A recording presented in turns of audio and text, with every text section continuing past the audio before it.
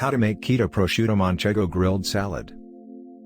The ingredients: 16-ounce romaine lettuce, 1/4 cup olive oil, divided, 3-ounce prosciutto, 3-ounce Manchego cheese, half medium lemon juice, 2 tablespoon mayonnaise, salt and pepper to taste.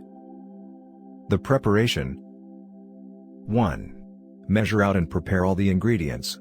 Preheat the grill for about 20 minutes on low heat. 2.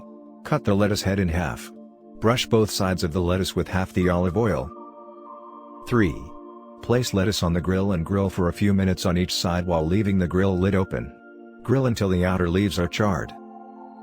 4. Shave the Manchego cheese with a vegetable peeler or sharp knife. Chop the lettuce and prosciutto up into bite-sized pieces. 5. In a bowl, combine the lettuce pieces with the rest of the olive oil, mayonnaise, and lemon juice. Toss to combine. 6. Top the salad off with prosciutto and Manchego. Season with salt and pepper. Then enjoy. The serving.